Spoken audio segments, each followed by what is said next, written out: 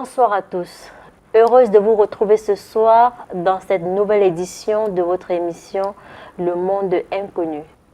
Nous poursuivons avec notre série consacrée à la méditation, solution à nos problèmes. Je laisse le soin au professeur Emmanuel Glipote, qui est le concepteur de cette émission, de nous en dire plus. Professeur, bonsoir. Bonsoir, Georgette Mbomé. Alors, existe-t-il le salut ou la rédemption? C'est-à-dire, est-ce que quelqu'un peut rester comme ça et dire que parce qu'il attend du salut quelque chose pour aller au paradis, ou alors un rédempteur? À peu près, c'est ce que nous allons essayer d'étudier ce soir, parce que si nous voulons que la méditation soit quelque chose qui ne ressemble pas à la prière, Oui. c'est que nous ne croyons pas que c'est simple comme bonjour de dire bon voilà, on médite seulement. On doit aller dans tous les sens. C'est pourquoi tous les sujets qui sont en rapport avec la spiritualité sont permis à la méditation, du moins à l'étude de la méditation, voilà. Sont permis à l'étude de la méditation, parce que la méditation devant être assez différente de la prière. Alors, ceux qui croient au salut, ceux qui croient à la rédemption de la bonne manière par rapport à leurs obédiences religieuses, ou bien ceux qui sont assimilés, c'est-à-dire ceux qui depuis toujours pensent que c'est la vérité est par là-bas, c'est par là qu'on trouve la vérité. Oui. Alors, ce soir, nous allons essayer de voir où en est le problème entre la méditation, le salut, la rédemption. En fait, c'est ça. D'accord. Voilà. Et en deuxième partie... Bon, le dogme sur Jésus. La deuxième partie de la chronique, c'est le dogme porté sur Jésus. Voilà. Ok. Vous l'avez compris, au programme, vous aurez votre chronique en deux parties.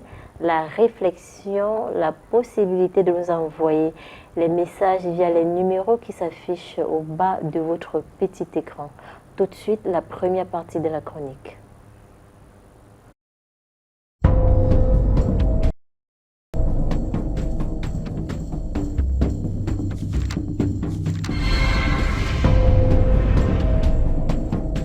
Méditation, la solution à nos problèmes, chapitre 54. Existe-t-il le salut ou la rédemption?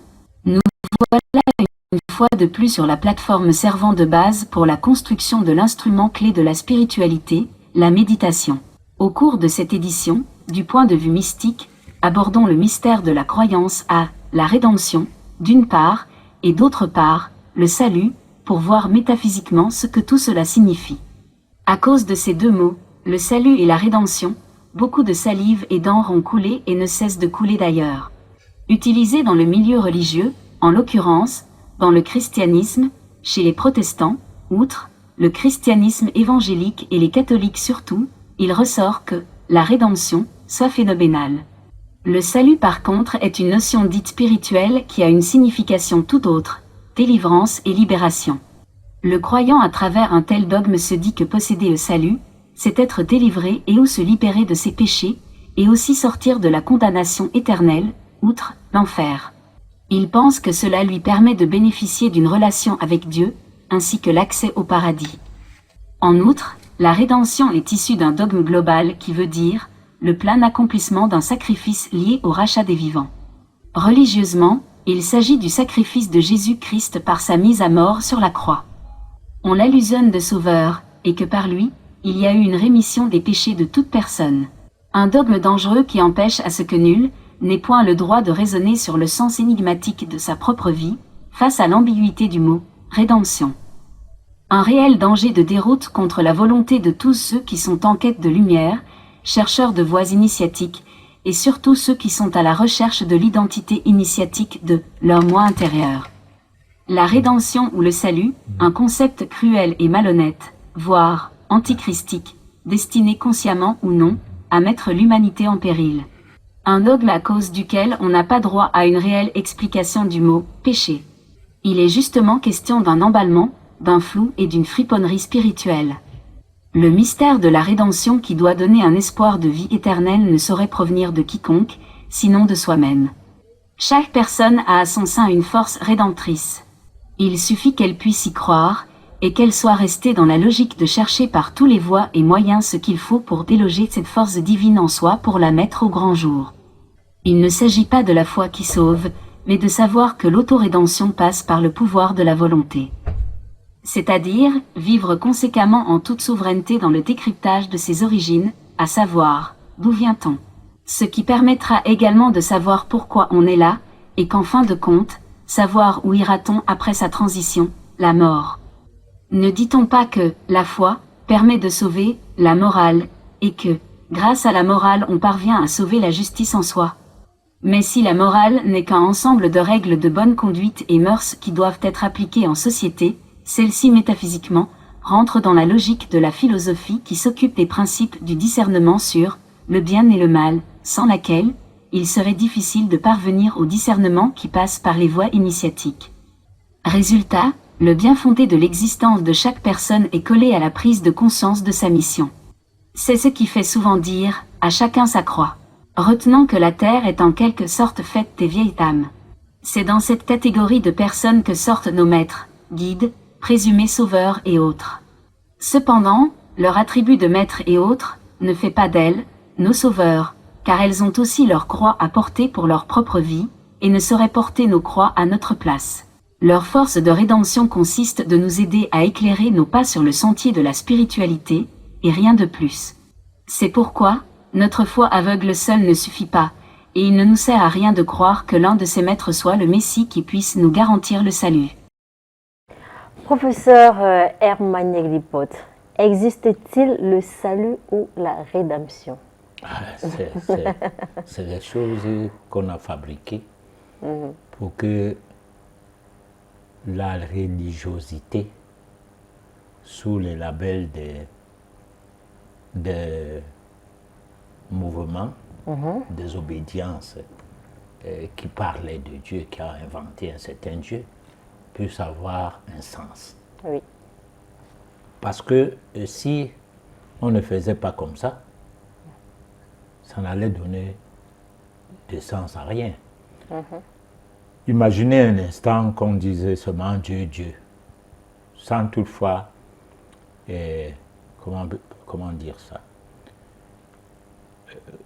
disons, mettre des motifs qui essayent d'embellir, ou alors en fémania dialectique, qui essaie d'accrocher, qui essaie d'amener des gens à y croire. Ça n'allait pas marcher. Donc, est-ce que quelqu'un peut mourir pour sauver les autres? Oumniobé est mort pour sauver les Camerounais. D'ailleurs, 15 pays d'Afrique. Personne ne le sait.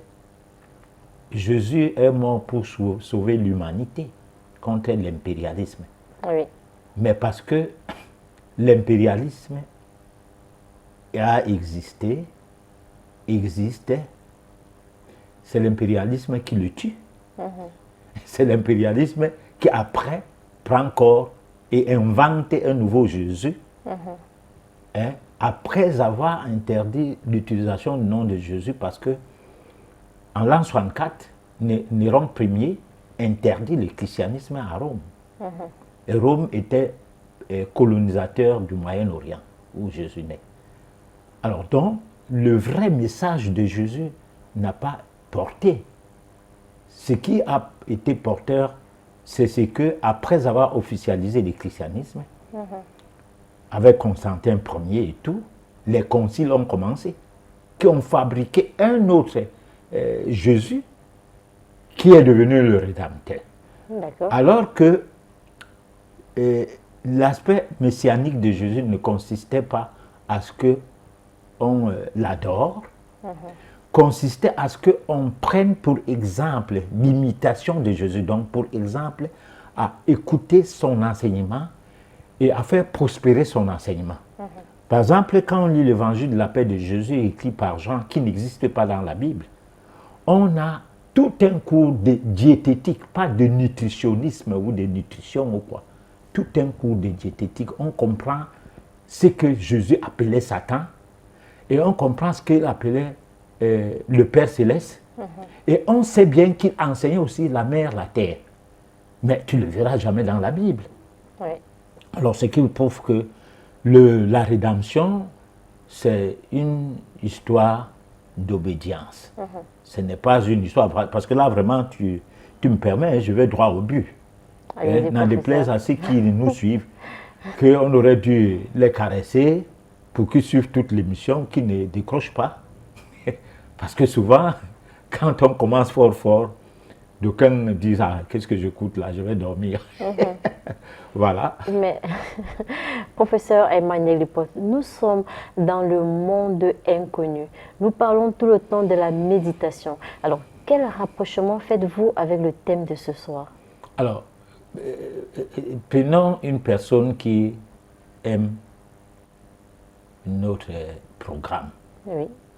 et qui est catholique, protestant, témoin de Jéhovah, mais qui quand même prête l'oreille à ce que nous faisons.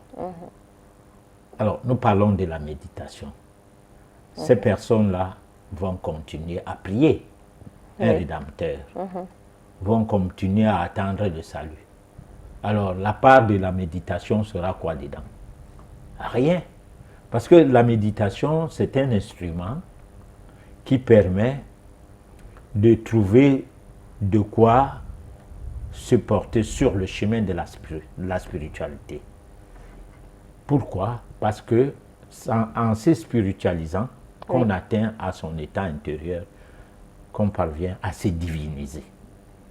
Alors, maintenant, si nous, de chapitre en chapitre, les gens ne comprennent pas qu'on n'est pas hors sujet, c'est que ce n'est pas de ma faute. Parce qu'à chaque fois, on essaye de faire le rapprochement, ne serait-ce qu'au moment où tu poses une question. Hein? Oui, c'est que... Dès que tu poses une question, je ne suis pas là pour bégayer ou bien je ne force pas la raison. D'accord. J'essaie d'expliquer pourquoi on ne peut pas confondre la méditation à la prière. Et je pense comme les gens se convertissent, il y en a qui deviennent musulmans, hein, alors qu'il est né chrétien, et d'autres qui sont devenus chrétiens, toutefois nés musulmans. Alors ça veut dire qu'ils pensent qu'il a le salut quelque part. Peut-être chez les musulmans, il n'existe pas le salut, peut-être. Parce que Mahomet n'était pas Dieu, il était prophète. Alors chez les chrétiens, c'est le contraire. Le salut, ça passe par Jésus. Bon, maintenant, si quelqu'un qui est chrétien, il croit trop au salut, qui croit trop à Jésus, déjà qu'il doit le prier continuellement, malgré qu'il s'exerce un peu en méditation, alors ça sera quelque chose qui doit être d'emblée expliqué de manière à ce qu'il sache. Bon, pas qu'il quitte ses prières, Oui. alors qu'il croit en Jésus, mais qu'il sache que rien à voir avec la méditation lorsque on est dans la phase ou dans le prisme d'un Rédempteur par qui, de par la croyance aveugle, on attend son salut. D'accord. Voilà. Dans la chronique, vous dites que chaque personne a à son sein une force rédemptrice. Alors, comment déloger cette force divine en soi pour la mettre au grand jour? Alors, de toute façon, nous sommes tous pareils. C'est vrai que dans la vie de tous les jours, d'existence en existence, d'incarnation en incarnation, pour ceux qui y croient, je crois que la prochaine édition, on va parler aussi de la réincarnation, des choses qu'il faut comprendre avant que la méditation n'ait un sens aussi à ce qu'on fait. Alors d'incarnation en incarnation, de vie successive en vie successive, les gens ne sont pas pareils. Il y a les vieilles âmes, il y a les jeunes âmes. Les vieilles âmes sont comme des personnages, des entités qui sont parmi nous, qui sont avec nous tous les jours, mais qui ont pour mission de nous guider. Et nous guider par un certain enseignement, et nous guider par certaines prises de position par rapport aux problèmes sociétals, aux sociétaux, je ne sais pas comment on peut dire, aux problèmes de la société, mais de nous guider spirituellement. C'est-à-dire, ce n'est pas des gens qui nous parlaient de l'amour du prochain comme juste un slogan, mais c'est des gens qui savent mettre l'accent sur la différence qu'il y a entre ce que conçoit la tête et ce que ressent le cœur. Alors ces gens sont parmi nous et œuvrent tout le temps pour que la donne de notre société prenne une autre dimension. Malheureusement, à partir du bas âge, à partir de notre environnement familial, à partir de notre environnement de proximité, les quartiers et tout, et à partir de l'école qui est le bourbier du formatage, le bourbier de nos cerveaux formatés, alors on se retrouve dans une situation où on ne sait plus comment faire prévaloir sa personnalité. Alors donc, le problème de la rédemption, de toute façon, par rapport à la question que tu disais, tu reviens un peu. Comment déloger la force divine? Déloger donc sa personne, du moins, déloger son être intérieur, déloger ses attributs des rédempteurs ou de rédemption, ou quoi, je ne sais pas quoi.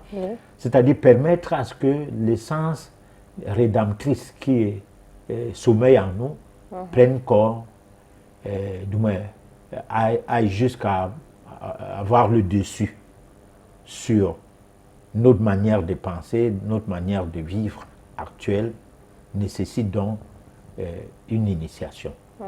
Alors, cette initiation n'est pas forcément le fait de s'inscrire dans la logique de se mettre dans une école initiatique, mais doit aller dans le sens d'une préparation à accéder donc à une certaine école. C'est-à-dire, c'est une prise de conscience qui doit se passer du fait de se poser des questions si on est en phase avec sa personnalité. Parce que la personnalité, c'est quoi en somme? C'est une manière de se mettre à la hauteur de ce que dirait l'autre. Je suis semblable aux autres. Nul ne me dépasse. Ici, ce n'est pas un problème de fonction politique, fonction, disons, professionnelle et tout, non. Ici, c'est un problème d'essence. C'est-à-dire, personne par essence ne devrait être plus que l'autre. Je dis par essence. La preuve, quand il faut mourir, nous mourrons de la même manière. D'ailleurs, nous sommes par essence pareils comme les animaux. Comment ça, on meurt de la même manière? Mais on soupire et puis c'est fini. L'âme disparaît et puis la dépouille reste là comme un cadavre s'établit alors. D'accord, parce que j'allais dire qu'il y a des gens qui souffrent pendant des années avant de mourir.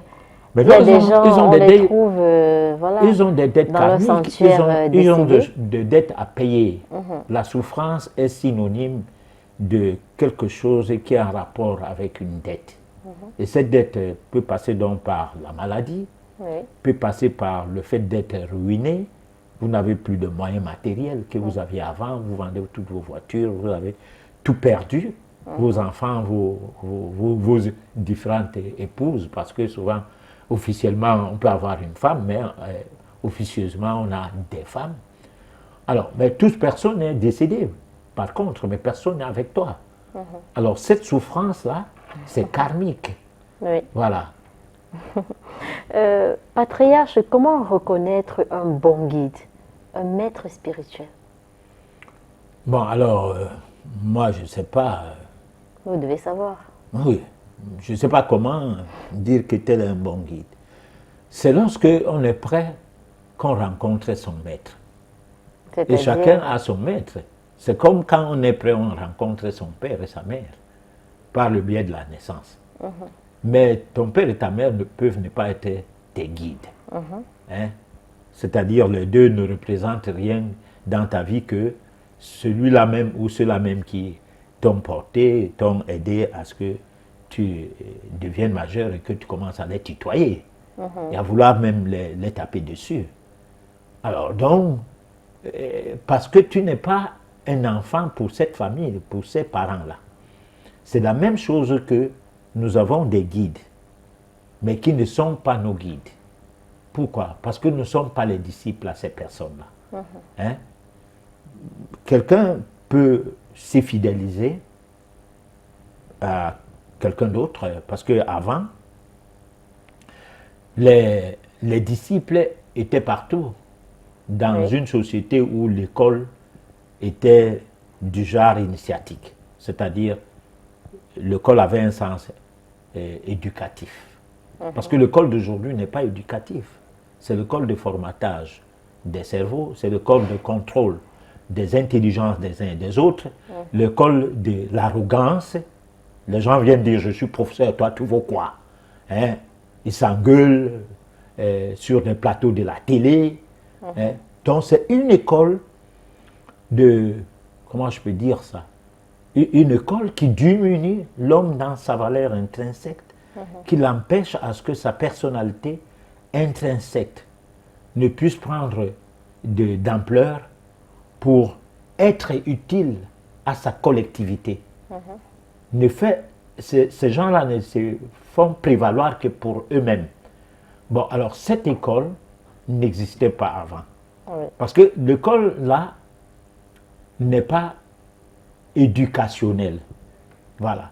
L'école éducationnelle est une école initiatique.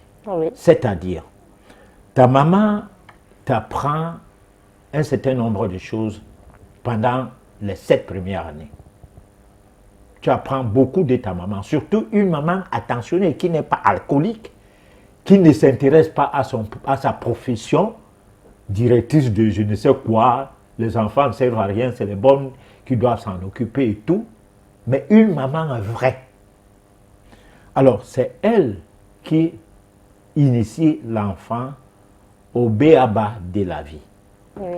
Après les 7 premières années, l'enfant échange un peu avec sa maman sur qui est son père. Parce qu'il voit papa, mais de temps en temps, il va vers son père, le père le porte, et quand il fait une bêtise, sa mère lui dit, quand ton père va venir, je vais te trahir.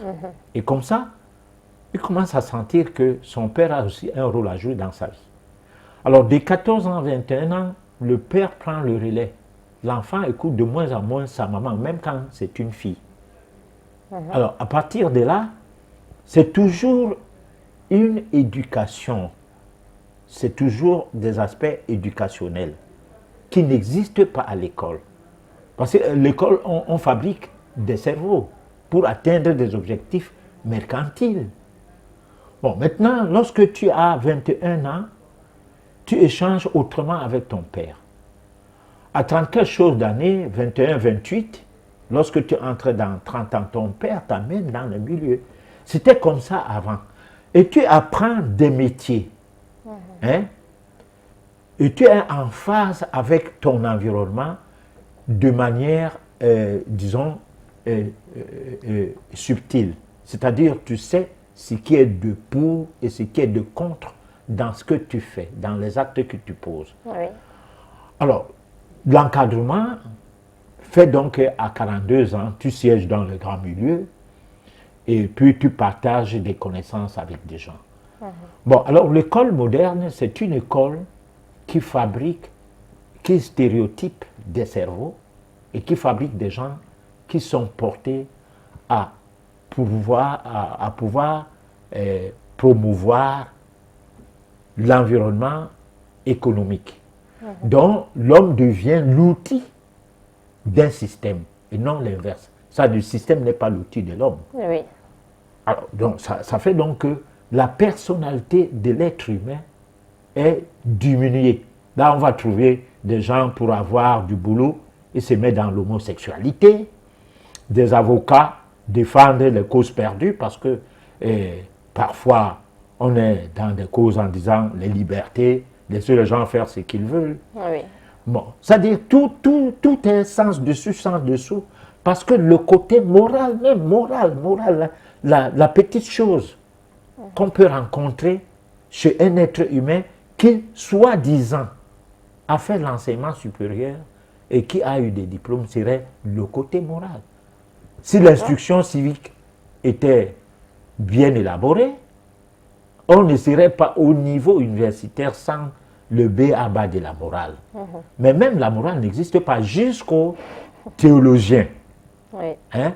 Chacun fait quelque chose pour se faire voir et prouver combien il est, soit universitaire ou il est quoi. Alors donc on a une difficulté aujourd'hui de vivre dans cette société qui, quelque part, attend les sauveurs. Parce que tous vont à l'église. Hein. C'est-à-dire, quelqu'un qui est très diplômé va se prosterner devant... Bon, c'est vrai que les pasteurs bonbons, il y en a qui n'ont que les CEP. Oui. Bon, quelqu'un qui a tous ses doctorats est devant le pasteur bonbon, il se prosterne parce qu'il est dans un registre d'église de veille. Bon, alors, peut-être le prêtre, lui, il est universitaire parce qu'en philosophie, il va jusqu'à. Bon, et les données ont changé. Finalement, on ne sait pas à quoi ça sert de faire de sa vie une vie superficielle sans que profondément on entre au tréfonds de soi-même pour ressortir la personne intérieure qui est en nous, qui sommeille, hein, et mettre la mettre sur la table et dialoguer avec. Voilà. Professeur Emmanuel Lipote, est-ce que la foi permet de sauver la morale? Non. La foi, c'est quelque chose qu'on espère qu'un jour, comme on a foi. Je disais tout à l'heure, Jésus, son message ne sert à rien que à avoir foi en lui, et que le fait d'avoir foi en Jésus et parler trop de lui, sans le ressembler, sans savoir comment il vivait, qui était-il. Surtout que c'est très compliqué d'avoir des documents qui parlent franchement de Jésus, sauf la Bible. Alors, finalement, même ce qu'il dit là, dans la Bible, on ne comprend pas ça. Par exemple, les prières, le jeûne, c'est des choses qu'il dit, il ne faut pas s'exposer pour faire. On n'a pas besoin de dire, je vais jeûner, venez. Ou bien, je suis en jeûne pendant la semaine prochaine, je vais jeûner. Hein? Ou bien, on prie, comme le font certaines personnes à tout bout de carrefour. Ah non, bon, peut-être là où deux ou trois personnes se rassemblent à mon nom, je suis là. Bon, là, on comprend quand même pourquoi les gens se rassemblent quelque part pour faire leurs affaires, se disant que c'est pour Jésus qu'ils sont là. Voilà. Est-ce qu'il y a une différence entre la foi et l'espérance? Bon, alors, la foi et l'espérance, c'est la même chose. Tu espères sur quelque chose que tu ne connais pas. L'espoir la foi aveugle, et tu n'es même pas sûr si ça existe. Mais tu te rends convaincu. Tu dis ça existe parce que j'ai foi. C'est ça. Mais on dit souvent que l'espérance, l'espoir fait vivre. Oui, mais qui se nourrit d'espoir meurt de faim. Bon, si tu espères que par la foi, tu vas gagner le paradis et tu ne poses pas des actes, bon, c'est vrai, ils disent souvent que la foi sans œuvre est une foi, c'est une action perdue, d'accord. Mais les œuvres, c'est lesquelles? Bon, alors si Jésus est mort pour nous sauver, au temps de Jésus, il y avait l'impérialisme. C'est-à-dire, on l'a tué par rapport à comment on a tué aussi des leaders d'opinion des pays. Jusqu'aujourd'hui, les impérialistes tuent tous les gens. Les Kadhafi, tous ces gens-là, c'est l'impérialisme qui les a tués. À quel moment Jésus a sauvé les gens pour que le monde change? Quelle était le message de Jésus qui a pu faire en sorte que Rome, qui l'avait condamné sur une croix à Golgotha, et qui condamnait les gens à l'époque sur le fait d'aller contre la loi romaine sur la croix, et les Romains, en les guillotinant, qu'est-ce qui a changé d'un noir que les impérialistes occidentaux veulent tuer, hein, et d'un blanc qui commet une erreur et sera pas tué de la même manière? Rien n'a changé. Comment on a donc pu être sauvé? Puisque lui, alors, on dit qu'il est le sauveur du monde. Que tout le monde et qui croit en lui est sauvé. Alors, c'est trop compliqué. Trop compliqué, professeur. Peut-être que si on avait un pasteur sur le plateau, il nous aurait éclairé. Ah, il nous aurait dit ce que tout le monde sait d'habitude, parce qu'aujourd'hui, c'est la rhétorique. Hein? Appeler un pasteur, discuter des choses concernant la rédemption, le salut, c'est d'écouter les mêmes messes, hein? Ou les mêmes cultes. Les mêmes versets bibliques. Oui, les mêmes versets bibliques, les mêmes cultes qu'on a. Nous qui avons des décennies à assurer ça pendant des décennies, et rien n'est nouveau, et même les jeunes, parce que c'est la rhétorique, c'est un disque rayé. Chaque année, Jésus naît, Jésus meurt, il monte au ciel, sa maman monte au ciel chez les catholiques aussi, hein, et l'Assomption et tout, c'est chaque année. On doit prier, on doit l'adorer, pourtant on ne doit pas adorer nos morts. Non, nos cultures ne servent à rien. Nos cultures ne servent à rien. Lorsque un peuple est acculturé, c'est un peuple perdu. Et puis on a toujours remarqué que la colonisation ou les peuples qui ont été assujettis par d'autres, par la guerre, ont toujours loué Dieu du bourreau. C'est-à-dire, l'Afrique loue le Dieu que le blanc qui esclavagise et qui colonise l'Afrique est venu avec. Même sinon on s'est approprié de ça jusqu'à ouvrir les églises, les chapelles et tout, à dépasser les blancs eux-mêmes. Mais c'est quand même, c'est quelque chose qui est venu par cette voie. Bon, la même chose les Arabes, tous les Noirs qui sont dans l'islam sont des héritiers de la colonisation arabe. Donc, le bourreau les a prêtés leur Dieu traditionnel. C'est ça la chose. D'accord. On va passer à la deuxième partie de la chronique. Retrouvons notre grand être pour la poursuite de ces paraboles.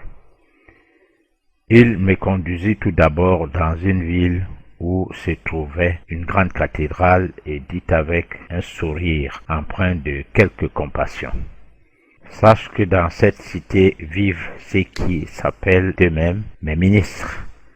Ils proclament la bonne nouvelle et l'évangile de l'amour. Cependant, leurs visages démentent leurs paroles, leurs voix lugubres semblent annoncer la mort plutôt que l'immortalité.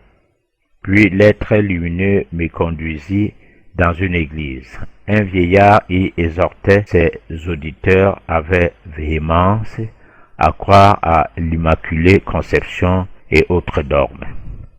Le maître sourit doucement et dit: en vérité, ce vieillard a une étrange opinion de moi.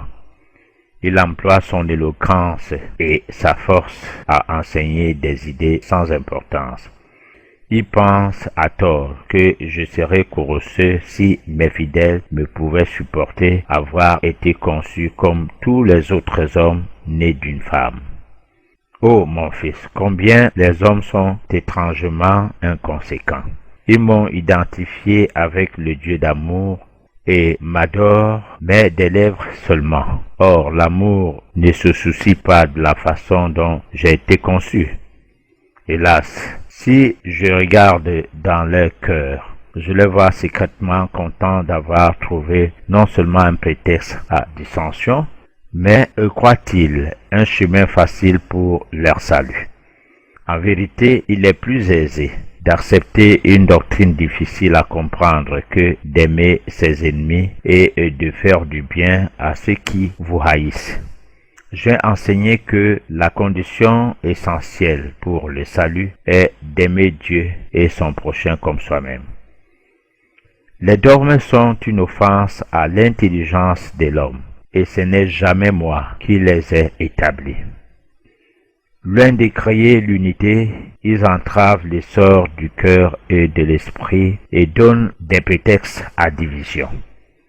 Hélas, mes ministres ont perdu la clé de mes paraboles. Ils prêchent des erreurs qui fauchent mes instructions et remplissent l'esprit de mes fidèles d'inutilité, de superstition.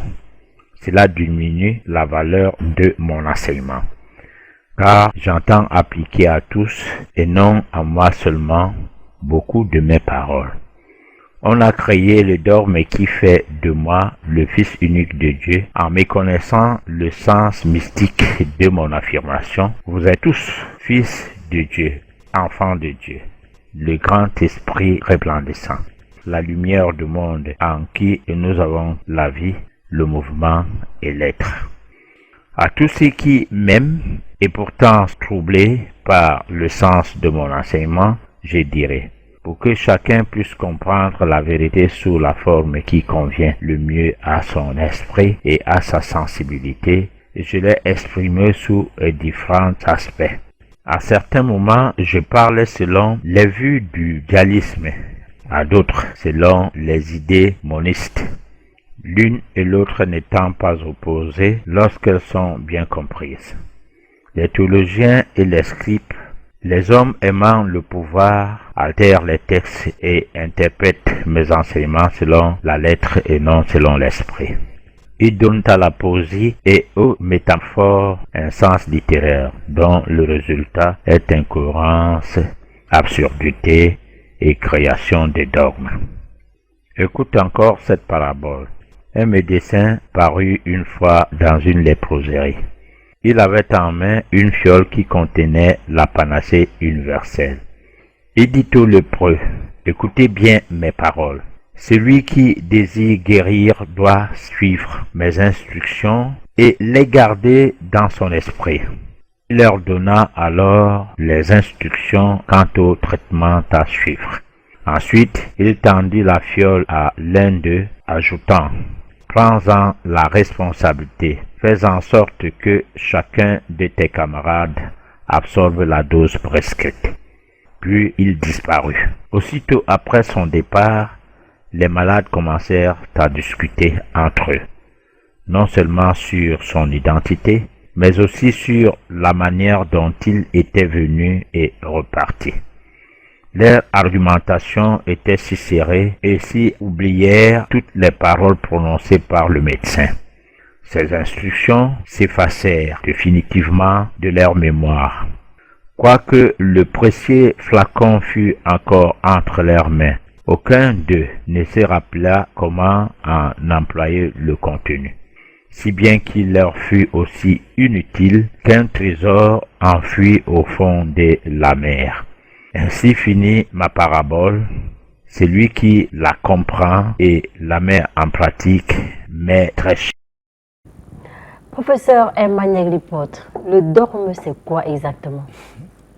Le dogme est reconnu, surtout chez les catholiques, et ils ne s'en cachent pas, est reconnu comme une manière de gérer la mission chrétienne, c'est-à-dire que la mission que cette obédience a sur l'homme, comment l'accompagner. Alors, cette mission voudrait que, si tu parles mal de Dieu, par exemple, qu'on dise que tu blasphèmes, hein, et que tu reconnaisses que tu es un blasphémateur. Bon. Et parler mal de Dieu ici, ça veut dire quoi? Ça veut dire que parler, c'est que eux, ils ne disent pas, ou ce qu'ils ne conçoivent pas comme étant vrai. Bon, donc, le dogme, c'est, comme on peut dire, parce que prenons par exemple la loi, il y a la doctrine qui te permet de savoir tenir la loi dans instances de discernement du pour et du contre. Oui. Et la doctrine étant donc un enseignement de droit, alors que le code, c'est des prescriptions à suivre de gré ou de force. Hein? C'est-à-dire, quand on dit code pénal, ça veut dire que on te donne un article qui te condamne sur quelque chose que aucune morale n'est derrière cette chose. mais tu marches avec ça comme ça, c'est pareil le dogme. Parce que le dogme ne permet pas d'enseigner Dieu. L'homme devrait, s'il le prétendait bien, être homme de Dieu, devrait enseigner qui est Dieu à ses fidèles. Lui, homme de Dieu. Qui est donc Dieu? Il ne devrait pas se permettre le luxe de voir s'entourer de gens dont il a à prescrire une manière de vivre où à la fin les gens disent Amen. C'est-à-dire dès qu'il finit de raconter cette histoire et il dit Amen, tout le monde dit Amen. Tu n'as pas le droit de poser la question pour en savoir plus. Alors donc c'est ça le dogme. Alors donc ici, le document que je venais de proposer là, c'est Jésus qui parle à ses apôtres lorsqu'il réapparaît et constate que, alors, ce qu'il avait prescrit ou ce qu'il enseignait, ce n'est pas ce qu'on fait. Oui. Alors, il partait de ville en ville et de village en village. Là, je ne veux pas revenir sur une histoire qui sera un peu rocambolesque pour les chrétiens, pour qu'ils comprennent d'où viennent ces documents. Hein? Alors, donc, il les disait, voilà, il raconte des histoires que moi, je n'ai pas dit.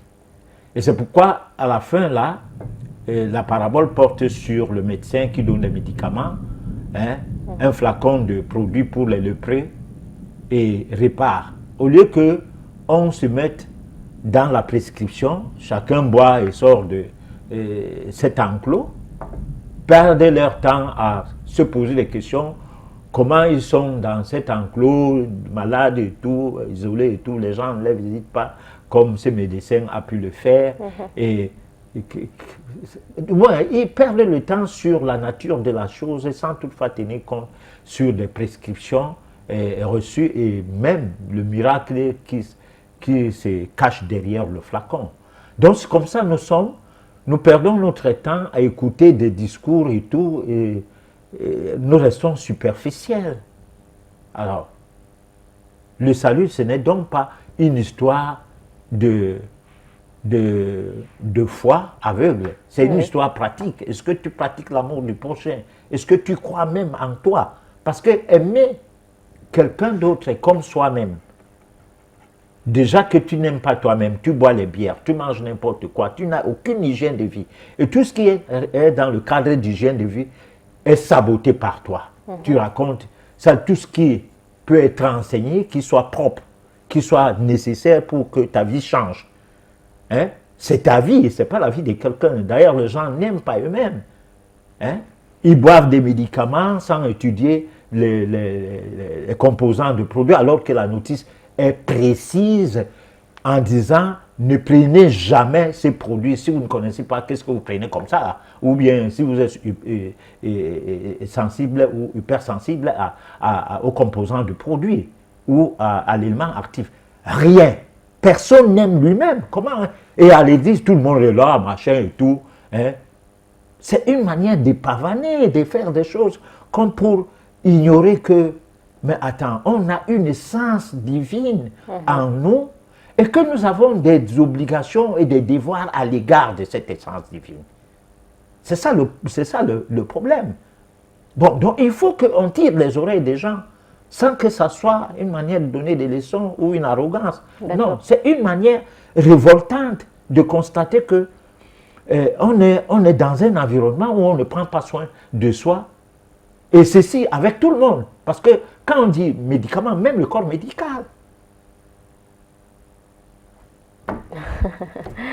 Professeur Epagnelipo, c'est quoi pratiquer l'amour du prochain chez un Africain? C'est d'abord aimer soi-même. Hein. Aimer soi-même, c'est passer par quoi? Aimer soi-même, c'est aimer soi-même. c'est de croire d'abord que tu es un être humain, tu n'es pas une bête de somme. Le noir ne sait pas qu'il est un être humain. Comment ça? Non, non. Il se vante derrière les choses des autres. Il boit ce que les autres ont produit. Il mange ce qu'il ne sait même pas comment on a fabriqué ça. Il ne se pose aucune question sur la manière de vivre. Bien qu'il est dans un environnement, parce que les Noirs aujourd'hui ne sont plus comme les Noirs d'hier. Beaucoup ont voyagé, d'aucuns sont sur des réseaux sociaux. On apprend beaucoup de choses à travers ces réseaux sociaux. Oui. Nos choses ne sont pas acceptées ailleurs. Les choses de Noirs, surtout d'Afrique, ne sont pas acceptées ailleurs. C'est de la saleté, c'est plein de microbes. Hein.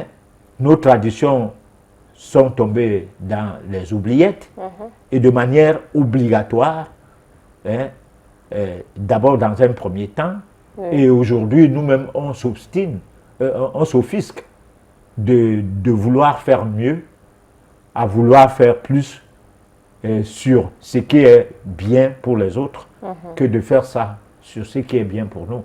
Et ce qui est bien pour nous, finalement, c'est quoi?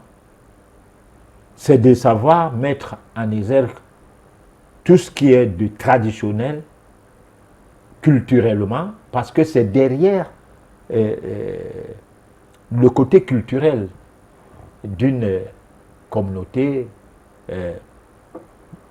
que se cache la science. Oui. Parce que chaque communauté doit aller vers la science. Et la science est universelle. La science n'est pas universitaire. La science universitaire, c'est une science qui a des buts à atteindre, des objectifs bien précis à atteindre. D'accord. Alors ces objectifs-là ne sont toujours pas productifs pour l'homme que nous sommes. Par contre, la science, de manière béante, qui est l'observation, l'expérimentation, en vue d'un résultat, ces résultats s'obtiennent et toutefois obtenus de manière pérenne, c'est-à-dire de manière à perdurer. La science devient une science avec conscience. D'accord. Alors que les autres formes de sciences qui sont importées, imposées, sont des sciences sans conscience. C'est des sciences qui sont rebondissantes. Par exemple, au deuxième ère de notre siècle, on disait que le sang ne circulait pas. On a tué des gens jusqu'au XVIe siècle, quand on a commencé à rire au nez des gens qui disaient que le sang circulait. Et après, on n'a pas regretté d'avoir éliminé des vies humaines sur quelque chose qui était vrai. On a dit plutôt que la science a évolué.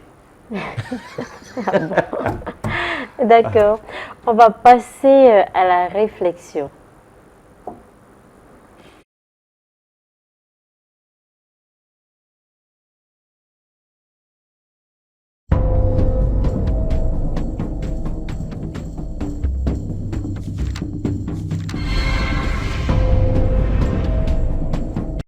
Il y en a un qui est très connu, qui est très cher et qui ne sert à rien. C'est ce qu'on appelle le cosmétique, qui peut aller de la chirurgie esthétique jusqu'au badigeon d'hiver. Quelle que soit la technique utilisée, elle ne sert à rien pour réparer des angles irréparables outrage. La deuxième technique est déjà un peu moins chère, un peu moins connue, et elle est peu utilisée, c'est de faire des exercices, c'est-à-dire de se lever de bon matin, d'aller marcher 2 heures par jour, de vivre au grand air, et ainsi de suite, c'est-à-dire de faire des exercices. Déjà, ce moyen-là demande une morale. Mais le troisième moyen de rester jeune, le premier n'est pas efficace du tout. Le second est un peu efficace, car on voit en effet des vieillards verts qui auront encore bon pied bon oeil, et qui savent marcher ou escalader les parois. Le troisième moyen est absolument gratuit et totalement inconnu. Et jamais je n'ai rencontré un médecin qui le conseille à ses patients. C'est tous les jours lire un texte un peu difficile. Et tous les jours écouter un raisonnement un peu difficile. Et tous les jours faire un effort intellectuel. Parce que la vieillesse, c'est toujours le gâtisme. Et donc, je m'adresse maintenant aux téléspectateurs. Si depuis 30 ans vous regardez à la télévision les téléfilms que l'Amérique nous envoie pour s'assurer de la débilité profonde de toute l'humanité, vous êtes un état de vieillissement foudroyant. Et si au contraire, au lieu de regarder ça, vous prenez un livre un peu difficile, par exemple celui-là, oui, un peu difficile, et que vous essayez de comprendre une seule page pendant 10 minutes, vous êtes sûr de rajeunir. Et ça, c'est parfaitement gratuit, c'est parfaitement inconnu, mais c'est parfaitement efficace. C'est-à-dire que le vrai secret de la jouvence, oui, il est dans la tête. Alors donc, plus de téléfilms à la mode américaine, lisez donc des livres, et je le répète, difficiles, pas des livres faciles, apprenez des choses difficiles. Alors, le cosmétique peu, l'exercice assez, l'intellect beaucoup. Professeur Emmanuel Lipote, quel est votre commentaire par rapport à cet élément qu'on vient de suivre? La joie, c'est créer la joie en soi. Et en ayant l'envie de rester dans les cancans de ce que l'environnement veut faire de nous. Parce que lorsqu'on découvrait la télé, c'était les séries. Ça a commencé par des films qui étaient des séries. Oui. C'est-à-dire, un film peut avoir plus de 20-30 épisodes. Oui. Et tous les soirs, tout le monde s'aligne derrière ce film pour suivre la suite. Et ça permettait à ce qu'on puisse mieux se distraire.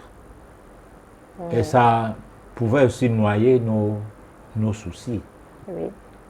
On n'a pas à réfléchir si on a mangé aujourd'hui ou pas, pour le peu qu'on peut allumer la télé, parce qu'à l'époque, il n'y avait pas de délestage, par exemple, au niveau du Cameroun. Et on avait donc de quoi se distraire. Alors, mais à un moment donné, est-ce que la distraction doit continuer? Parce que là, maintenant, on a une autre forme de distraction. C'est qu'on a plus nos téléphones portables. On lit des fake news même, sous prétexte que c'est des informations. Et on lit aussi des informations qui sont contradictoires par rapport à l'information officielle. Oui. Tout est confus, tout est du moins sens dessus, sens dessous, au point où, bon, par moment, à la fin de la journée, si on veut faire une introspection, on va se poser la question, au fait, qu'est-ce que j'ai fait aujourd'hui? Si vous n'avez pas un travail qui vous oblige, donc qui est obligeant, Oui. de genre à donner un rapport que tu as travaillé aujourd'hui, ou si vous êtes dans une entreprise où vous laissez le personnel avec leur téléphone portable, il n'y aura jamais de rendement. Mais ils auront besoin de salaire. Et ce salaire va les aider à avoir les datas pour leur Internet, va les aider à avoir de la nourriture à la maison et tout, de s'occuper de leur famille, mais sans toutefois travailler. Tout ça, à un moment donné, le travail n'étant plus quelque chose de nécessaire, la productivité baisse, l'entreprise ferme boutique. Et on n'a pas de jouvence. On n'a pas de question, il manque aussi question de la joie lorsqu'on ne s'occupe pas de sa santé. Oui. Lorsqu'il n'y a pas une raison qui fait en sorte qu'on s'assied le soir, on vient, on s'assoit à la télé, pas pour écouter quelque chose qui te permet de busquer ton intelligence, de busquer ta réflexion, de busquer ta possibilité de tomber dans le raisonnement, parce qu'il y a des étapes. Il faut réfléchir pour pouvoir un jour raisonner. Et c'est en raisonnant qu'on va arriver à la raison.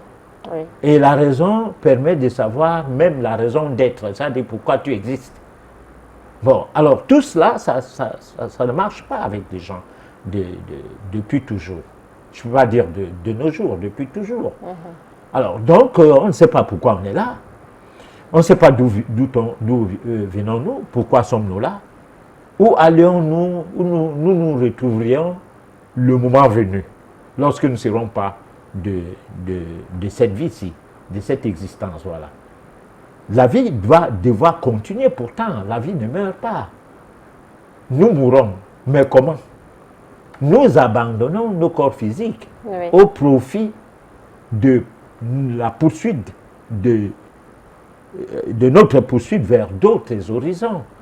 C'est ce qu'on doit essayer de décrypter peut-être en une ou deux émissions parlant toujours de la méditation. Hein? Pour voir si entre mourir, vivre et mourir une fois, attendre le dernier jugement, la raison de cela serait où? Et en plus, Dieu n'a créé qu'Adam et Ève, et il a dit allez multiplier, vous remplissez la terre. D'accord. Bon, mais attends. Le dernier jugement, lui, il va venir. On attend. On attend donc. D'accord. Mais ceux qui sont nés hier, et ceux qui sont nés depuis, ils attendent toujours. Parce que la terre, c'est plus de 30 millions d'années. Alors, le jour du jugement, il faudra peut-être que c'est tout. Je ne sais pas comment ça va se passer. Bon, puisque moi je serai assis à la droite de Dieu, en train de regarder comment ça va se passer. Et puis le Père de Jésus sera en bas, Dieu en haut. Bon, Jésus lui-même un peu plus bas, parce que le Dieu que les Noirs doivent croire, celui-là ne fait pas des enfants. Voilà.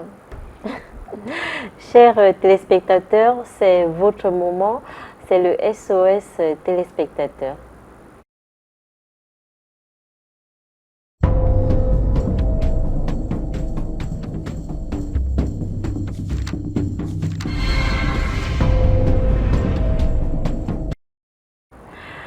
Patriarche, bonsoir. Jésus était-il vraiment le Fils de Dieu? Bon, la Bible le dit, mais de manière à ne rien comprendre, parce que lorsque tu lis Matthieu, chapitre 1, verset 18, on te dit comment Jésus est arrivé au monde, de la fiancée de Joseph. 19, verset 19, Joseph veut répudier Marie parce que Marie a une grossesse, que lui, il ne dormait pas avec Marie déjà. Et Dieu dit, bon, ne répudie pas ta femme. Et puis, le chapitre 20, pardon, le verset 20, je vais dire, chapitre 1, verset 19 et 18, 19 et 20. 20 dit, répands ta femme, ton épouse. Alors, donc, les trois versets illustrent clairement fiancé, femme et épouse. Alors, dans le fond religieux, il y a l'adultère. Voilà. Voilà comment Jésus est né. Oui. Bon, maintenant, est-ce que c'est ça? Est-ce que c'est ça? Parce que quand on sait bien comment les évangiles ont été édités, écrits, hein, c'est des récits lorsqu'il fallait diminuer le nombre de documents qui concernaient les évangiles, qui atteignaient les 5. D'abord, c'était 500 à l'an 200. Oui. Et on a réduit ça à 50. Et après, maintenant, il fallait réduire des évangiles en 4, tout le Nouveau Testament, 24 sur les livres seulement. Parce que les gens, quand il y avait la persécution, quand on tuait les gens au nom de Jésus ou du christianisme, d'aucuns ne connaissaient même pas Jésus. Ils ne savaient même pas qu'est-ce que c'est. Comme quand on tuait les gens ici, pour le comte de Oumniobert, on disait, les Tchadiens qui étaient ici, qui étaient pour le compte de la France, quand tu passais, on te disait, Bunyop, Urbain, toi connais, tu dis pas, tu passes. Mais si tu dis non, on te tape. Parce qu'ils ne connaissant pas parler français, non, ils ne comprenaient rien. Mais pas, oui, là, ils comprennent, donc tu passes. Oh. Alors, donc, c'était comme ça que les choses se passaient aussi au temps de Jésus. C'est pourquoi il est très compliqué aujourd'hui qu'on comprenne comment ces choses-là peuvent changer. Okay. Hein? C'est très compliqué parce que pour que ces choses-là puissent changer, c'est individu par individu que ça pourra changer. Okay. C'est pourquoi on dit souvent au cours de cette émission qu'entre Dieu et nous, il n'y a pas d'intermédiaire. Ok. Voilà. Maître, comment faire pour éviter les cauchemars? Constantin depuis Yaoundé. Ben, ça dépend. Parce qu'il faut d'abord savoir d'où proviennent ces cauchemars. On ne peut pas éviter quelque chose qu'on ne sait pas comment c'est venu. C'est comme vous ne savez pas comment vous glissez souvent, mais vous savez seulement comment vous tombez. Il faut toujours relever le fait qu'on doit glisser quelque part avant de tomber. Et si ça en est le cas, alors on doit éviter de passer par là où on glisse pour qu'on ne tombe plus. Donc certains cauchemars sont les faits qui proviennent de la manière dont nous vivons et comment nous nous préparons à dormir. Donc ça dépend. Et puis de l'environnement dans lequel nous dormons ou le genre de lit sur lequel nous dormons. Ok. Maître, pouvez-vous réconcilier une famille? Si la famille accepte de se réunir et prend pour, comment on peut appeler ça, pour arbitre, non, pour modérateur, je ne sais pas si c'est le mot, hein. On peut les réconcilier. On peut aussi réconcilier une famille qui est malmenée par une main noire, c'est-à-dire par des pratiques occultes, de genre sorcellerie, surtout envoûtement. Parce que la sorcellerie, on peut ne pas facilement concilier une famille, mais des gens qui ont des pratiques de magie noire au sein de leur famille, on peut les amener à ce que ces pratiques, on peut aller jusqu'à ce que ces pratiques-là cessent. Et là, les données vont changer. Voilà. D'accord. Patriarche, est-ce que vous pouvez initier quelqu'un à avoir accès au monde invisible? Voilà, c'est pas. Comment ça, vous ne savez pas, professeur? Je ne sais pas. Bon. C'est une question que je ne sais pas comment répondre. Je peux initier comme je ne peux pas. Donc je ne sais pas si je peux, parce que c'est comme si... Non. À la limite, quelqu'un peut appeler hors antenne et m'expliquer qu'est-ce qu'il veut. Surtout cette personne qui pose ce genre de questions.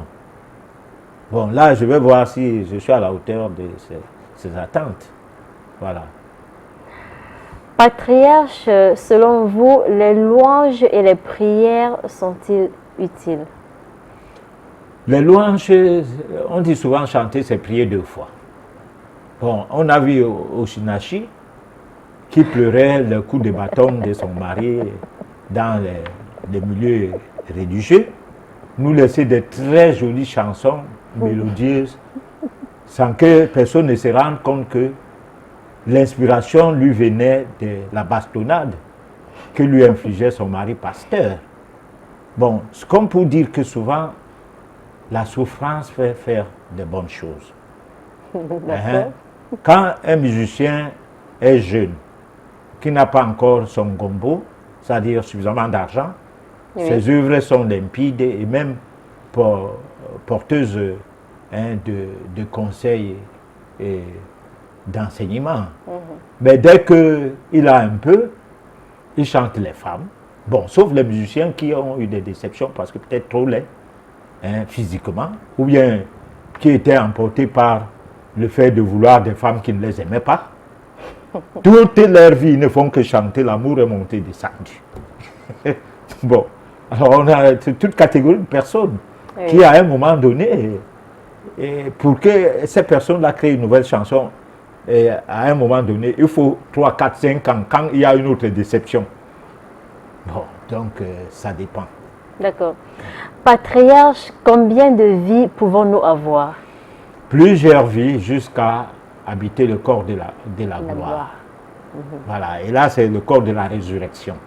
Parce que la résurrection n'est pas faite pour les gens à peine nés, ils ressuscitent, à ce que je sache. Voilà. S'il vous plaît, avec tout le respect, est-ce que le patriarche peut nous expliquer ce qui se passe après la mort? Ce qui se passe après la mort est ce qui se passe avant la mort. Vous quittez un monde pour un autre. Mais sauf qu'il y a des étapes entre le jour qu'on meurt et le jour qu'on réincarne. Il y a des étapes. Et ça dépend de comment on a mené sa vie. Si on était alcoolique, on prend du temps pour que le fait alcoolique soit atténué afin de renaître. Ou il y a des risques d'attendre de renaître chez d'autres alcooliques pour continuer ta mission d'alcoolisme. Bon, donc, en fait, c'est expliquer la période transitoire entre la mort et la réincarnation. C'est quelque chose qu'on va aborder avec beaucoup de sérieux. On ne va pas se mettre à parler de ça comme ça, superficiellement, non. D'accord. Voilà. Patriarche, s'il vous plaît, comment faire pour savoir si on a vécu une autre vie? Mais pour savoir qu'on a vécu une autre vie, il faut le voir chez les enfants. Comment Les ça? enfants ne parlent pas tant que la fontanelle n'est pas fermée. Mais quand ils commencent même à parler, ils parlent une langue que personne ne comprend. Mais par contre, entre eux, les enfants se comprennent. Je crois que si on a les enfants de même âge sous le toit, c'est-à-dire les moins de 2 ans, Oui. qui commencent à parler, ils peuvent s'asseoir sur leur peau en train de déféquer, comme à l'époque moderne. Maintenant, on ne défèque plus n'importe comment. Et les 2 enfants là vont causer. Ils vont causer normalement. D'ailleurs, il y a parfois, peut-être qu'on aura l'occasion de retrouver ce genre de vidéos. Et ces enfants s'entendent parce qu'ils parlent une langue qu'ils comprennent. Et c'est une langue de l'au-delà, ce n'est pas une langue de notre environnement. Parce que ni le père, ni la mère, ni les enfants qui ont la fontanelle fermée comprennent le moindre mot de ce qu'ils disent. Voilà. D'accord. Bonsoir Bombog. Ce matin, des corbeaux sont venus se battre au sein de notre concession au point de blesser un. J'aimerais connaître la signification spirituelle ou métaphysique. Bon, alors peut-être que ces corbeaux-là étaient des humains déguisés. Oui. Donc pour comprendre ce qui s'est passé, il faut décrypter ça à travers la voyance. Voilà. D'accord. Bombog, est-ce que vous soignez la drépanocytose? C'est hors antenne qu'on peut poser des questions concernant si on soigne quoi ou on ne soigne pas quoi. Parce que là, moi, je pense que souvent, je dis ceci. Le diagnostic est différent du fait de consulter quelqu'un. Le médecin consulte les gens. Mais les gens consultent des patriarches. C'est-à-dire, tu peux consulter un patriarche pour lui poser ton problème et voir si tu peux recevoir des conseils. Le patriarche n'est donc pas un médecin qui pose des diagnostics. Non. Le patriarche, c'est quelqu'un qui t'écoute de manière psychosomatique pour comprendre d'où ça vient. Parce que prenons par exemple une drépanocytose qui vient d'un enfant qui a bu des paracétamol avant, sous forme de sirop, pour des petites fièvres, avant 6 ans, avant 6 mois. Et qui ont diminué ces globules rouges, ou qui ont détruit ces globules rouges, tels que c'est porté sur la notice. Sur la notice. Alors, qu'est-ce qu'on peut expliquer à la télé ou qu'on me pose la question? Est-ce que tu sois à la drépanocytose? Que je sais que ça a commencé comment?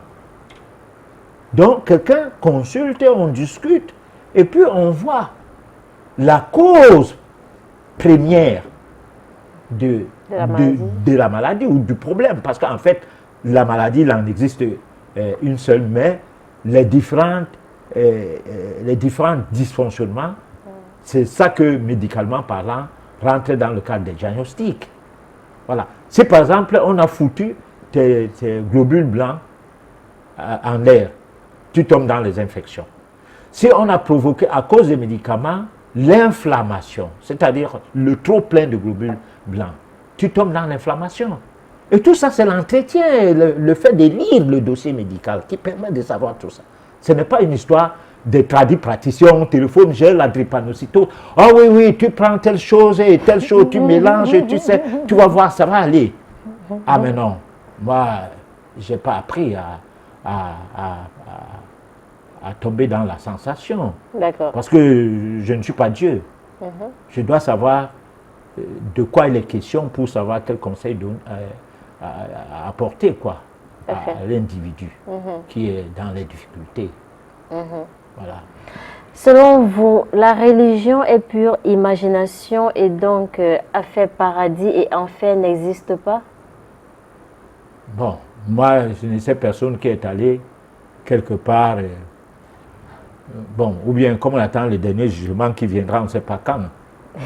Bon, les gens qui meurent, qui reviennent parfois, il y a les morts imminentes qui ont été même scientifiquement, il y a eu scientifiquement des preuves que l'au-delà existe, la réincarnation existait. Oui. Mais sauf que, alors, dire que le paradis existe ou l'enfer, c'est un problème du péché qui a rapport avec le diable et Dieu. Bon, maintenant, le péché, c'est quoi? Dieu, dans la Bible, s'est régné, et quand on lit Genèse chapitre 6, de 1 à 7, Dieu s'est régné, Dieu de la Bible. Alors, ce qui prouve qu'il n'est pas le bon arbre qui aurait dû faire le bon fruit qu'est l'homme. De quoi il est question finalement? Et comment peut-on répondre à ce genre de questions? Les gens doivent réfléchir. Voilà, moi je réfléchis, je dis, bon, mais écoute, c'est l'esclavage qui commence avec cette histoire, avec le code noir. On a commencé à baptiser les gens d'un genre. Oui. Après la colonisation, on nous a apporté Jésus-Christ et la Bible. Dans une caisse, dans cette caisse, il y avait la Bible et il y avait l'arme. Bon, maintenant, tu refusais de te baptiser, on te tuait, l'autre venait se baptiser. Et les sorciers ont vu que, oh, mais c'est une bonne chose. Parce que là maintenant, quand tu tues quelqu'un, on va te demander de donner la preuve. Bon. Et puis les patriarches qui étaient à l'époque, qui essayaient de veiller sur la société, étaient pourchassés par les colons. Parce qu'il fallait implanter leur système, leur médecine, leurs normes et tout. Alors aujourd'hui, on nous raconte d'autres histoires, mais nous, on n'a pas 5 ans. Hein? On a les 70 ans, les 80, et tout, on sait comment ça a commencé. Voilà. Ok. Linda nous envoie ce message. Patriarche, avant l'arrivée des colons, chez nous au village, tout était bien. On ne connaissait pas le vol, on ne connaissait pas le manque de respect. Mais aujourd'hui, ça va dans tous les sens. Comment comprendre cela? On comprend ça d'abord que les sucreries que vous buvez, mettez ça aujourd'hui dans la tête, c'est que vous appelez souvent les jus là. Les colorants là sont faits pour beaucoup de choses. Il y a les colorants pour devenir homosexuel. Il y a les colorants pour perdre le sens du respect de son prochain. Il y en a, c'est que, bon, on écrit eux ceci et cela sur les étiquettes, vous ne lisez pas, vous ne cherchez pas à savoir qu'est-ce que ça veut dire. Au-delà de leur toxicité et de leur cancérosité, c'est des colorants qui modifient, sont mutagènes, qui modifient les chromosomes. Alors, lorsque vous êtes tout le temps en contact avec ces choses-là, par exemple, il y a tartazine qui est E102, qui pour certaines filles avorte. Tu es marié à quelqu'un, tu n'arrives pas à faire un enfant. Parce que tu prends 1 à 2 bouteilles par jour. Et c'est tes jus préférés là-bas. Alors, tu appelles ça jus. Au lieu de dire tu bois du n'importe quoi. D'accord. Les troubles visuels et le diabète se soignent-ils ou s'atténuent-elles? Alors, moi, c'est pas... C'est Raoul qui nous envoie ce message. Il faut demander ça au médecin. Comment ça, vous ne savez pas, professeur? Mais moi, je ne suis pas médecin. Je sais que le diabète, si on soigne le sang, ne guérit pas. C'est-à-dire, si on s'accroche sur la glycémie, le diabète ne guérira jamais. Mais si on soigne le pancréas, on amène à ce que le pancréas recommence à bien fonctionner parce que c'est le pancréas qui fabrique d'un côté ce qui ajoute, qui apporte un apport de sucre dans l'organisme qu'on appelle le glucagon. Et que tu manges le sucre ou pas, tu auras le sucre. et un apport d'insuline qui diminue, qui régule le taux de sucre dans le sang. Oui.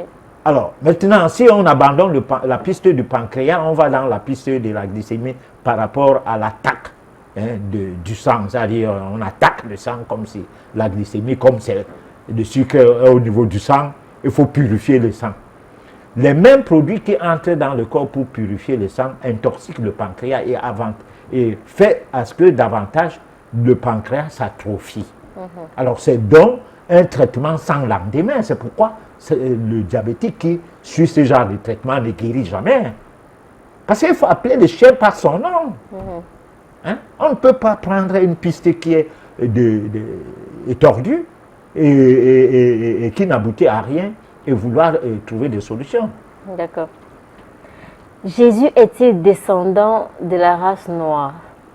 Là, c'est une question de peu d'importance. Pourquoi? Parce qu'à l'époque de Jésus, il n'y avait même pas de blancs.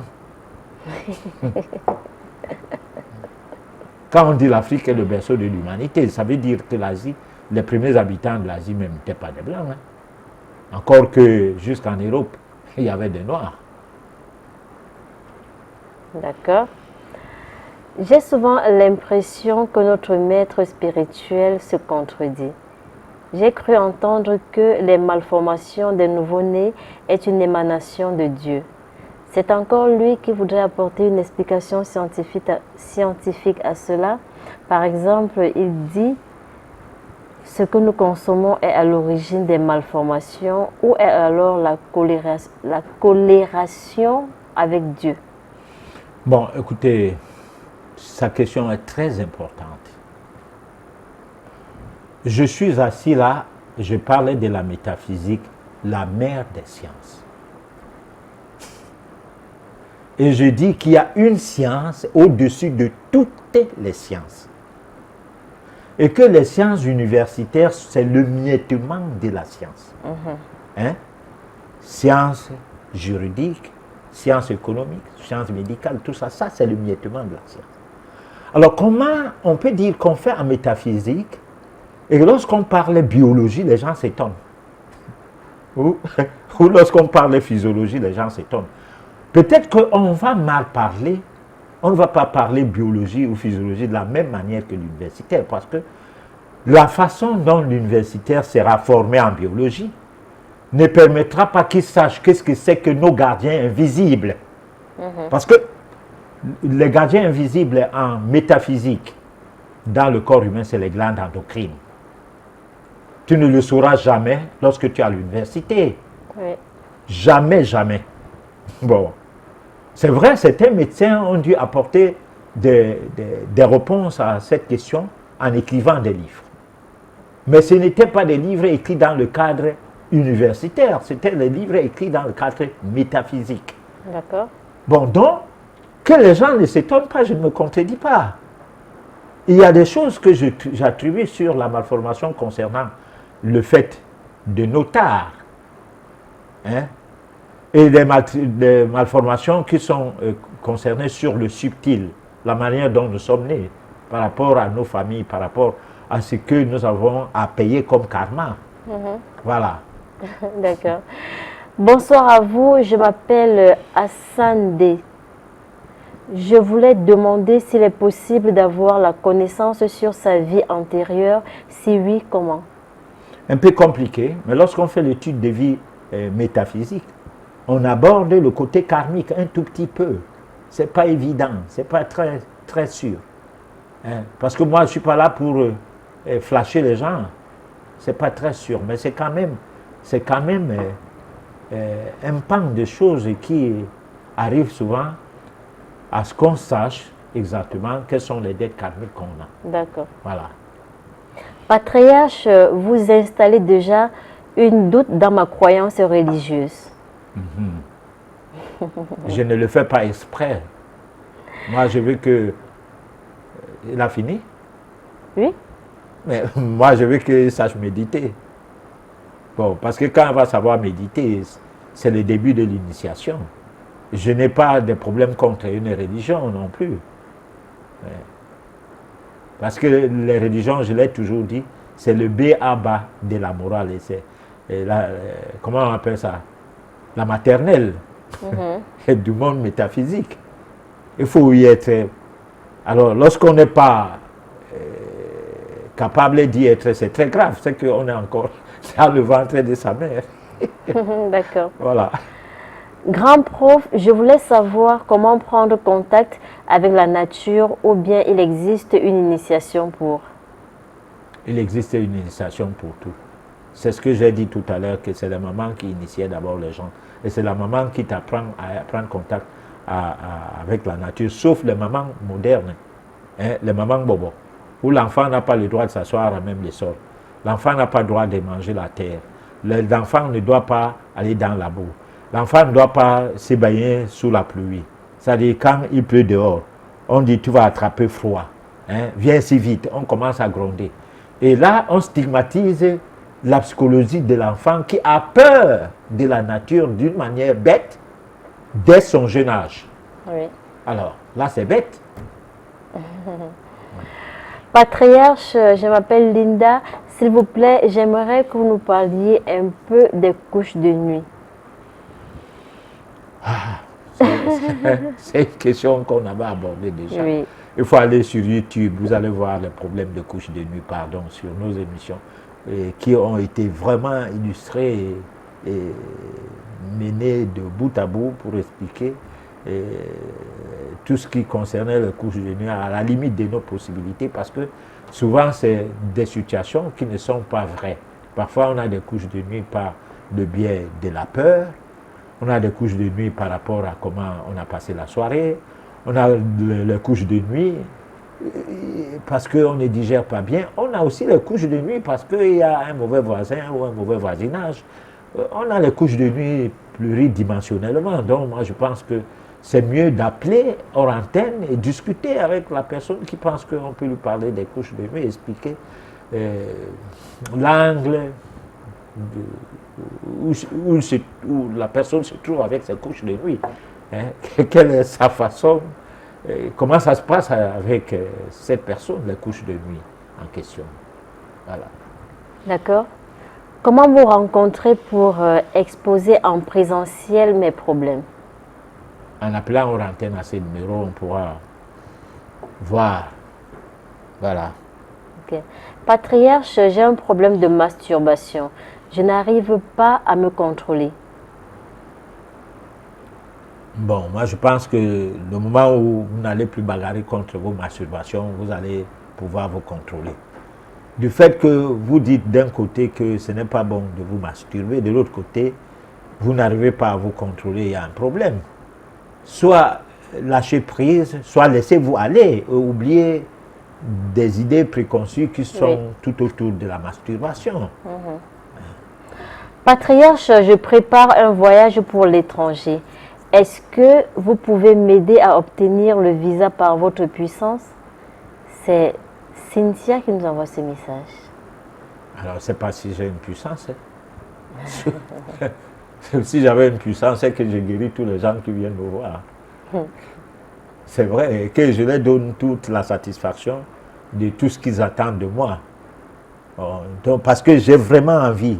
J'ai cette envie, c'est-à-dire que des fois, je suis un peu révolté de constater quelqu'un, on l'a abîmé, hein, il a des problèmes d'insuffisance rénale à cause des produits consommés, parce que par moment, tu lis les notices des produits consommés, tu vois, on dit que les effets indésirables ne sont pas réversibles, mais par contre, la personne développe les pathologies à partir de ces effets. Et tu restes comme ça, tu dis, merde, comment je peux faire pour aider cette personne? Mais tellement ces néphrons et tout sont tellement abîmés que même le néphrologue n'a rien pu, que tu es tellement impuissant et ça te fait très mal. Donc si j'avais la puissance du genre à résoudre tous les problèmes qui me viennent, c'est que j'allais seulement faire un geste comme Dieu, et puis la personne allait trouver, allait recevoir son visa. D'accord. Maître, je veux savoir si on peut réussir avec l'argent prêté à la banque, au Zénith de Bafia. Ah, il y a des banques que tu prêtes l'argent, tu ne vas jamais réussir avec, hein, parce qu'il y a de l'occulte. derrière ça, surtout des petites coopératives là. Comment ça? Oui, mais attends, si tu as gagé ta maison Oui. ou ton terrain, on récupère ça. C'est tout. Tu vas faire comment? C'est ça. D'accord. Patriarche, vous avez une profondeur de pensée rose croix d'or. Que dites-vous de la magie lunaire?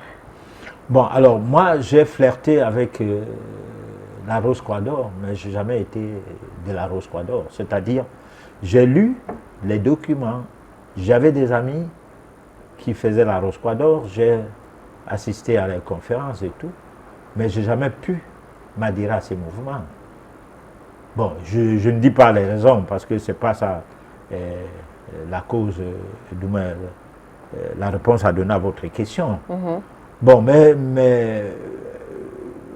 les pensées sont universelles lorsque ces pensées-là rejoignent dans le fond une certaine logique qui se veut universelle aussi.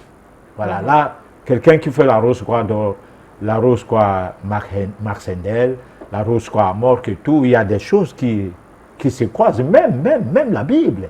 D'accord. Bon, on a l'impression que tu es trop biblique lorsque tu relèves des pensées qui sortent de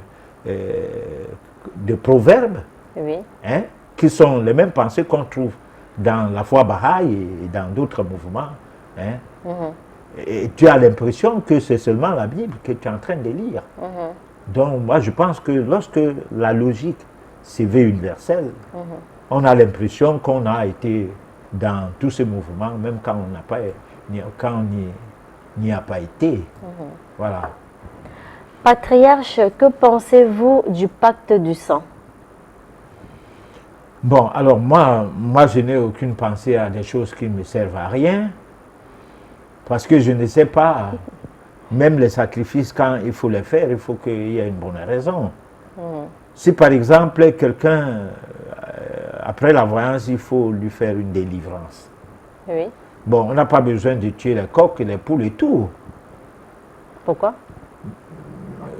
Si on peut trouver d'autres moyens, on doit utiliser ces moyens. Mais si on ne peut qu'avoir pour moyen sacrifier, faire des sacrifices de sang. Alors là, moi, souvent, moi, ça ne me concerne pas. Donc, je n'ai jamais été intéressé par ça. Je ne peux donc pas répondre aux questions de tout ce qui regarde verser le sang, faire ceci, cela. À partir du moment où même manger, hein, certaines bêtes, bon, même les poissons ont le sang. À un moment donné, il faut se poser des questions. Tu veux évoluer, parce que plus tu manges les choses du bas monde, plus tu n'évolues pas spirituellement. Hein? Et le bas monde, c'est le monde des bêtes. Bêtes, insectes et tout, par rapport à nous, puisque nous sommes du règne animal. Mais sauf que nous, on veut se redimensionner. Et vouloir se redimensionner voudrait dire que nous ne devons pas nous mettre dans la consommation des cadavres des bêtes qui sont inférieures à nous. Voilà. On veut s'élever. On ne va pas s'élever en se souillant, en prenant de la nourriture qui est une souillure pour notre esprit, pour notre âme. D'accord. Voilà. Professeur Herman Yeglipod, nous sommes arrivés au terme de cette édition. Votre mot de fin? Alors, on va essayer de voir si la semaine prochaine, on va parler de la réincarnation, hein, et en rapport avec la méditation. Voilà. Je ne sais pas si le thème va intéresser les gens qui nous suivent, ils vont nous faire la remarque. Comme ça, on va voir, parce que parfois, on attend aussi des suggestions. Voilà. Peut-être une petite astuce? Non, pas d'astuce, parce que je ne sais pas dans quel sens je vais balancer ça. Voilà. D'accord. Chers téléspectateurs, merci de nous avoir suivis. Donnons-nous rendez-vous mardi prochain à partir de 23h. D'ici là, portez-vous bien.